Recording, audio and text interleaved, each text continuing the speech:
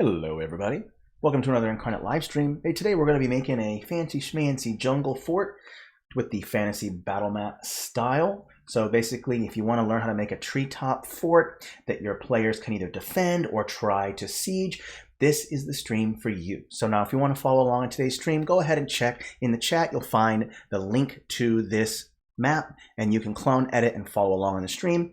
If you are watching on YouTube, you're going to find that in the video description. Let's not waste any time and jump right in.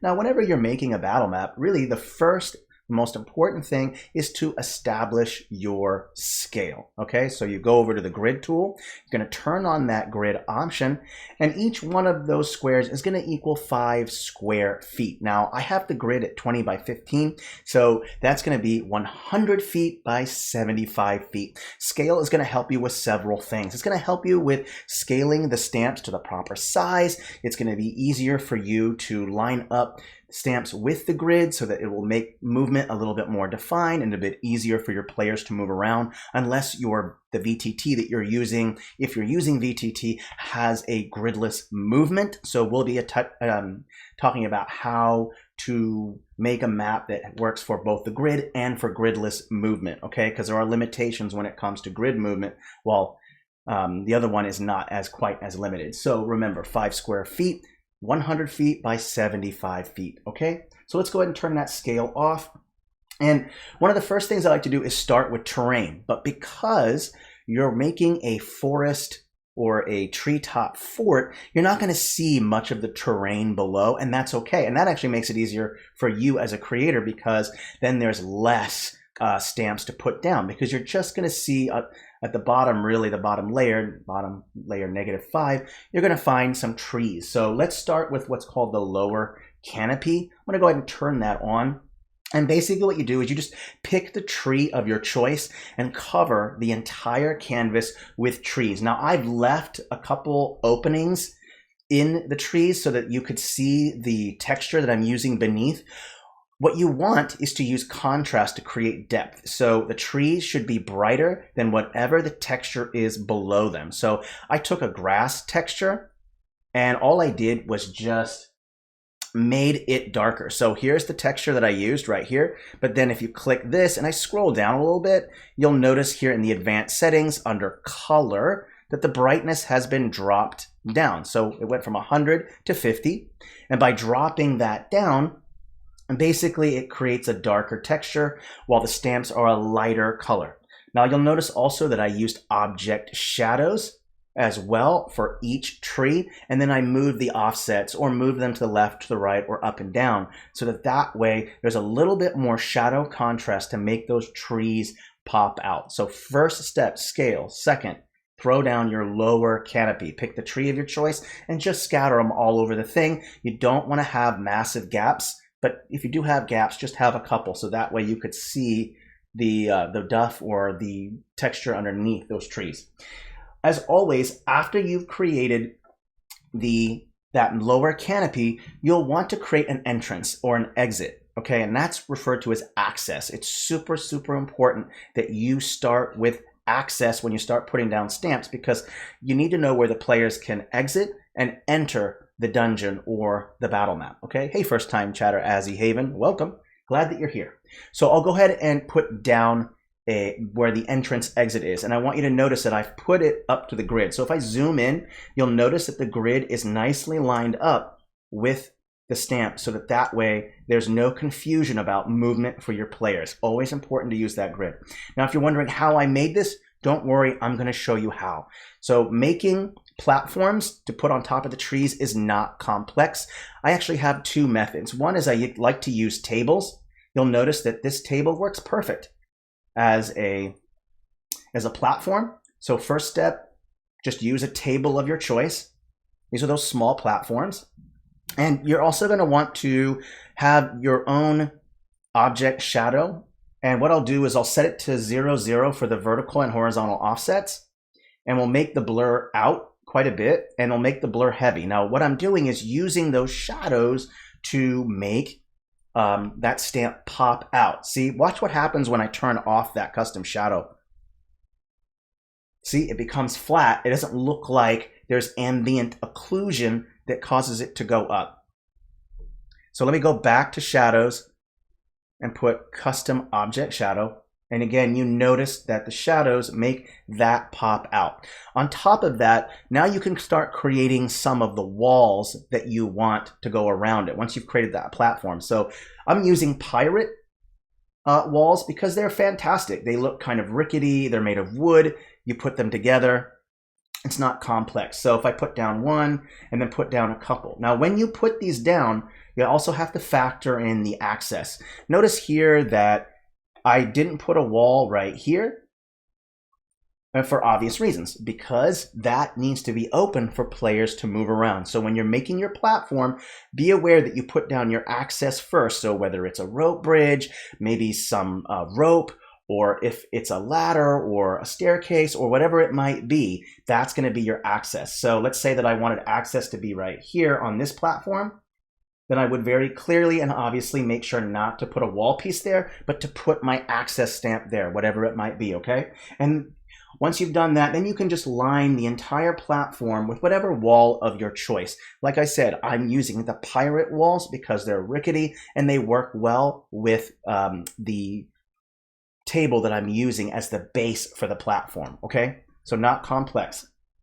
Now, once you've created the entrance exit, actually, let's go over how I did the staircase, because I know some people struggle with staircase. We do have how to create staircases stream on YouTube. If you want more depth about how to make staircases, go check that out. I'll make sure to link that in the video when I add it to YouTube. So let's open up this entrance real quick and I'll show you how I put it together.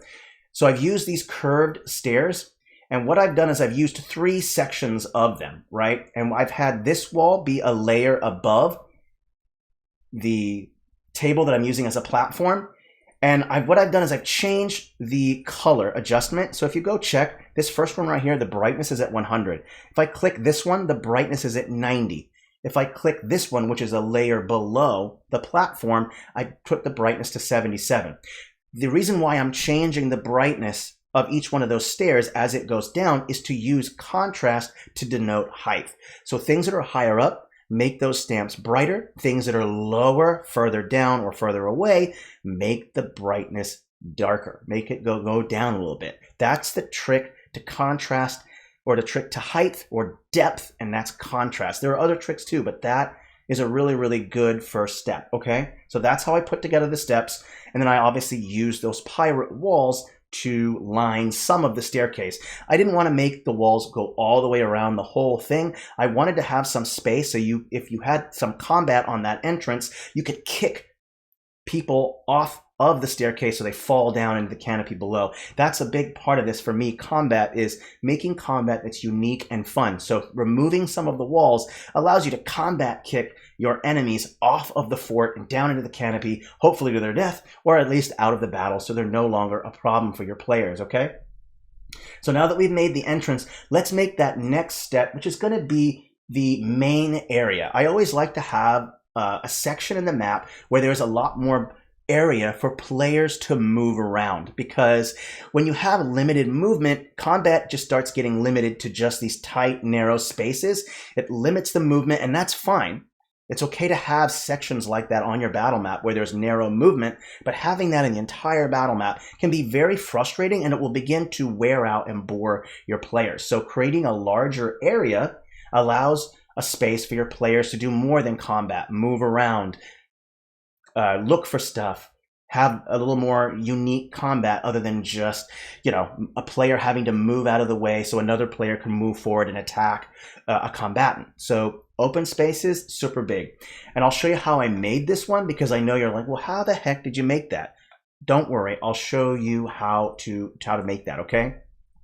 Yeah, there's probably going to be a little bit of minor lagging because it is 78 degrees in my apartment. As you know, it's been super hot summer, so there's probably going to be a little bit of lag, and I apologize for that. So what I'm going to do is use a table again. Tables are incredibly useful. I can't tell you how useful these are. Let's go ahead and turn off that custom shadow. I just want to turn it off right now. And what I did with these tables is I actually placed them side by side. And let's go ahead and change the transform. I can see it's been transformed a little bit. Let's put a couple side by side.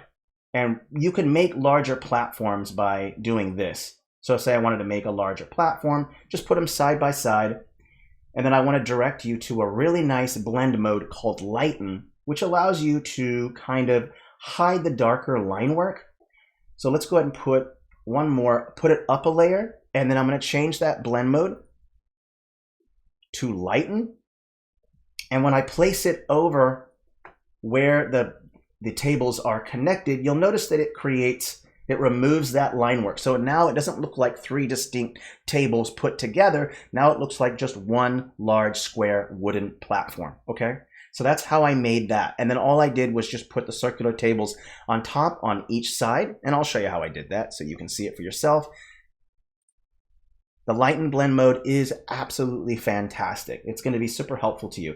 So let's go ahead and put down this table, remove the custom shadow, which I don't need right now. I'll place it down on top. And then again, change the blend mode to Lighten. So let's go back to blend mode, Lighten, and I'll put it up a layer. And what this is going to do is it's going to hide some of that line work, so it doesn't look like it's on there anymore. You could use a number of things. I could actually use that same Lighten blend mode stamp that I was using before. Let's just take those up a layer. There we go. So that way it kind of covers that as well. There we go. And let's copy paste one more and then we'll put it over there. There we go. And so some of that line work is missing. You might have to change some settings. It does look like there's a little bit more. Right now we can bring the saturation down so that way it kind of fits more with that wood. But that's how I put those platforms together. Pretty easy stuff.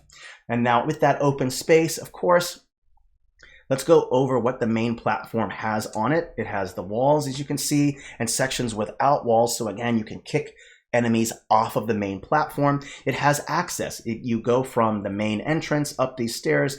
There can be some combat right here, some defensive maneuvers, or if you're going to raid or siege the fort, you'd have to cross this rope bridge and then onto the main platform. You'll notice there's some palisade walls here as well. These palisade walls are great because they have a little bit of perspective and they show that this is meant to be a defensive position. And you can add more throughout the main platform if you want. That's entirely up to you. So now that the main platform has been put, I can decorate it more, not necessarily with details yet, but maybe other platforms to show height. So there's a higher platform. And all you have to do is once you've grouped the main platform with all the stamps, just make another platform with walls and the details that you want, and then put it up a layer above the other group below it. So that way it looks like there's a platform. And remember to use that shadow, object shadow trick, what's called ambient occlusion, that makes that platform look like it's higher up. Also notice that it's lined up with the grid. See right here, the staircase leads up to the grid, and the ladder as well is lined up with the grid for easy movement for your players, okay? So now that you have those two sections, we can continue to fill out the rest of the fort, okay, and add some functions to it. So let's start with the next part, which is going to be a junction I'm going to create. And I use the same techniques that I just showed you. I used a rope bridge as the access to connect to the next platform, okay? Remember how I made those just a table with some pirate walls or walls of your choice, entirely up to you. Let's continue filling it out. So I added more rope bridges that connects to another platform. So now you can put whatever you want on the fort. There can be food storages. One of those could be an armory. One of them could be where people sleep. One of them could be a place where it's a forge. All different things that you could do with that, okay? Let's go ahead and continue filling out. Let's talk about more depth. Now you notice that with this, you're going to notice that there's no trees or foliage above it when there would be, right? It's like there would be some trees on top or covering or going over some of the fort to create this sense of depth, okay? So if I go over to my upper canopy, I've added some more trees. So I'll let that load real quick. And what I've done is I've boosted the brightness on those trees, and again, object shadow, so that way there's a little bit of a shadow to show that they're higher up. Notice that some of the branches of these trees are actually covering some of the platforms. And what that does is create an extra layer of depth, okay? And that way it looks like there's more foliage and it's going around everywhere, and it's got this depth to it. So when you're making it, after you've made the main structure and everything, throw down some trees on top of those platforms to the side somewhere. Notice that they're not in the middle of it. Notice that they're just on the edge. These branches are just on the edge of the walls. And the reason why I've done that is because you don't want to block the movement of the players. It's going to look weird if a player is just hanging out on top of a tree branch when they're supposed to be on the platform itself. So just make sure that those tree branches are not overlapping too much onto the platform so it doesn't obstruct the moving space for your players, okay? Unless, obviously, they go up. Now, there are other things that we can add too. We want to create even more depth. Let's add a crow's nest on one of those upper trees that I've created so that way there's a nice lookout for people to see. So I'll go ahead and select the crow's nest and put it right here. Okay, now on the crow's nest, you'll notice a couple things. There's access to it, a rope or netting that leads from the rope bridge up to the crow's nest. And I've also used a table with those pirate walls. And I've added in just one minor detail, a little scope there so that people can actually, or an spyglass, so that people can see that that's what that's meant to be. It's meant to be a crow's nest. Okay, let's go ahead and continue on with it. I can go ahead and turn that grid off. I do want to mention a couple things, by the way. You can, if you do have gridless movement, you don't need that grid anymore. You can always rotate objects so that way it adds a little bit more artistic flavor to it, because if you don't want to use grid movement because you have gridless movement, you can really make the map a little bit more dynamic by simply rotating those elements on the map so that way it's not perfectly lined up with the grid, and it does look kind of weird when everything is kind of lined up with the grid. So just selecting all those and rotating them a little bit can really make the map a little bit more dynamic and interesting. And it's perfectly okay if you want to use grid movement or you're limited to grid movement. Just, of course, make sure that the things are lined up properly. So I'll undo the changes that I made and put it back on the grid. Let's go ahead and do the last couple bits here. One's going to be shadows, and you can do shadows multiple ways.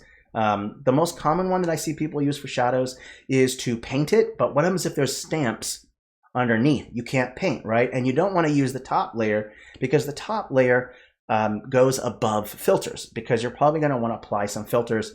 So instead we're going to use the path tool to create black blurred paths that are going to create some more depth, because what you want is you want to make sure there's some shadows, some dark ambient inclusion underneath all the platforms to make it look like it's, lifting off of or up above the lower canopy right there. So super important that you add that stuff. Once you've put everything down, you've added your shadows, you've added the canopies, all the trees and stuff, you can start throwing down some details. And details are not complex.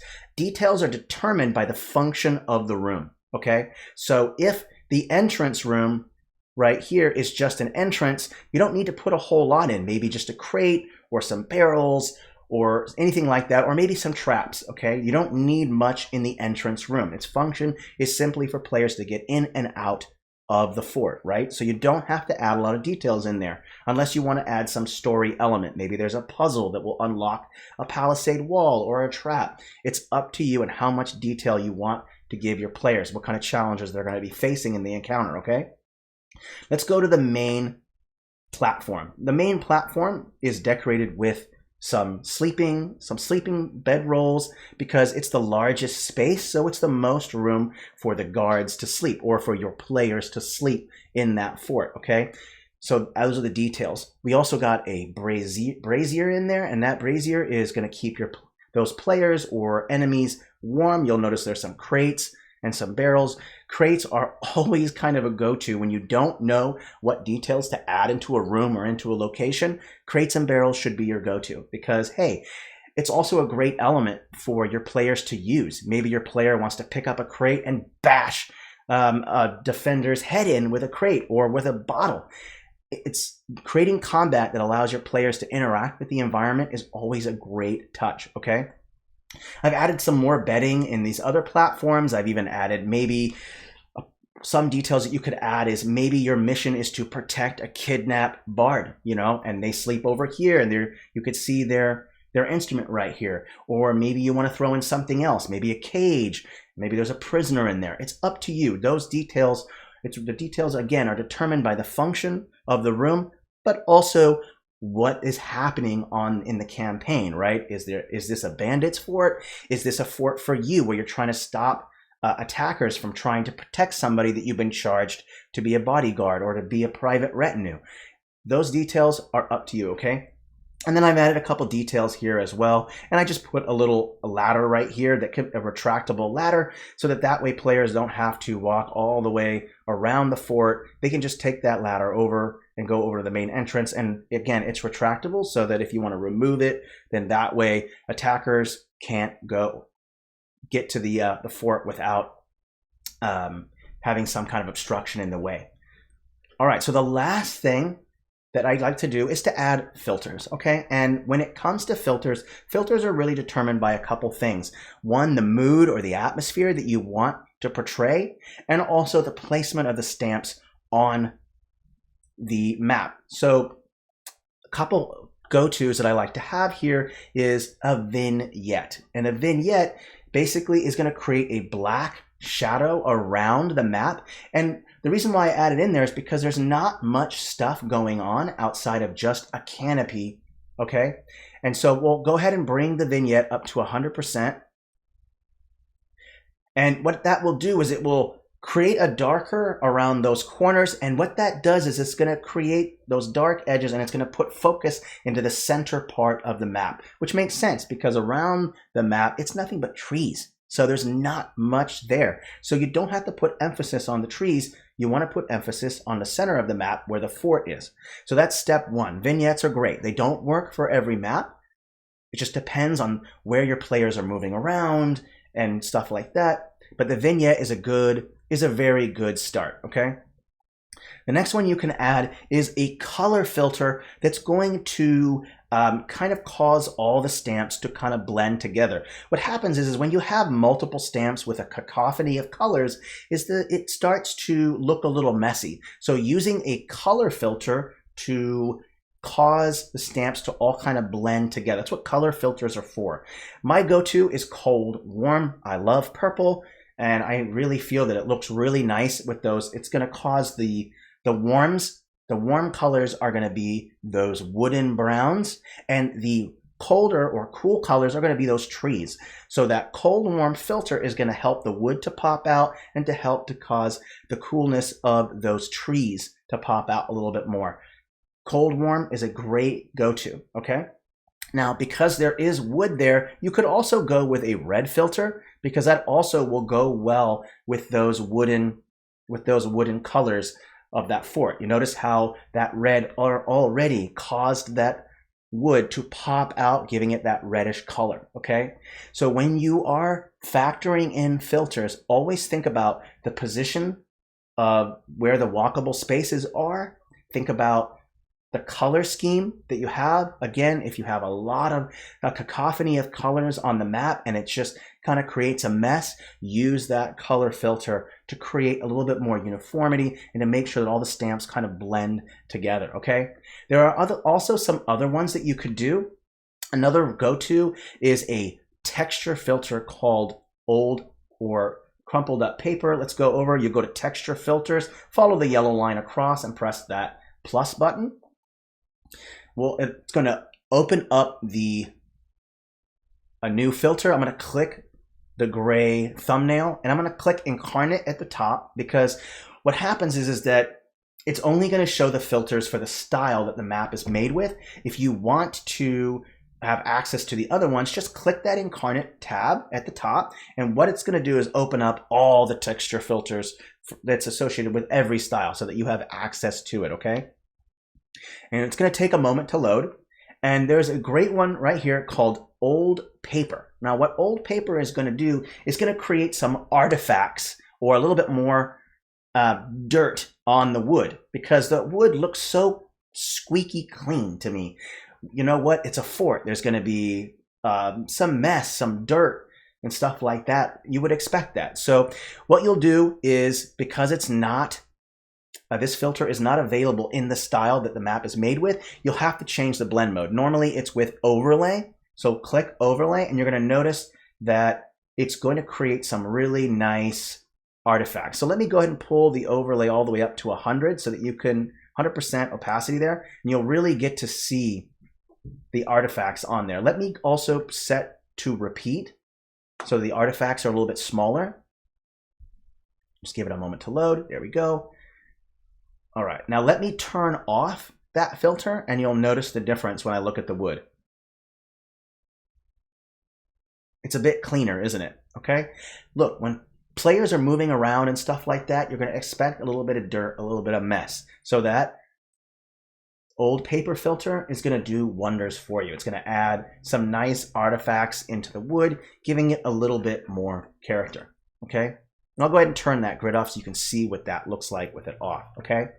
Now, as for lighting, I'm keeping it simple. Okay. We do have a couple videos on YouTube on how to deal with lighting, but the most simple and most common lighting trick is just having a drop shadow, which means it's going to be noon. The sun is going to be straight up. There's going to be no cast shadows or elongated directional shadows because the light is straight down. Okay. Now, I definitely for sure want to do a stream in the future on how to do advanced lighting. Now that we have the top layer and the room tool or path tool 2.0 come out, there's going to be some new ways to end up doing shadowing and directional shadows, and we'll go over that in another stream. So if that's something that you're interested in, let me know. And just so you know, I still struggle with directional shadows as well, so it is hard to do. So we'll definitely go over how to create directional shadows. For more of you advanced users, I'm kind of just sticking with the basics for now, because most people are going to be either a new user or they're kind of unfamiliar with the tool. But for you advanced users, don't worry, we'll also make advanced videos. So, hey, that's it for this stream. I tried to keep it short and simple. I'm going to go quickly review the things that you need to do. Start with scale first, turn that grid on.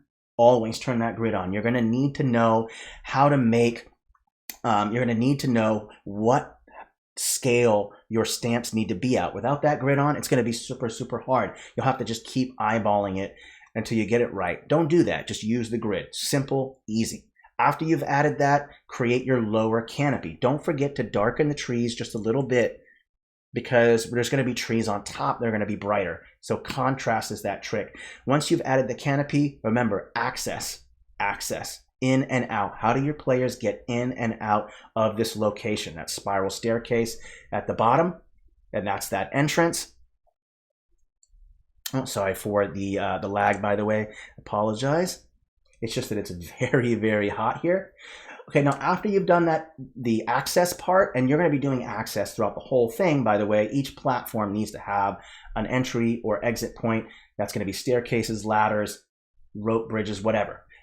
You create the main platform or the main walking area, because again, I mentioned players want room to make the combat more interesting. When it's limited to one form of combat, your players are going to get bored real quickly, okay? If you're all trapped on a rope bridge and you can't do anything else, it's going to be a relief when they get off that rope bridge and onto that main platform. They can stretch their legs and really get into more interesting combat, throwing things at people, kicking them off the platforms, whatever it is, bashing their head in with a crate, whatever it might be, okay?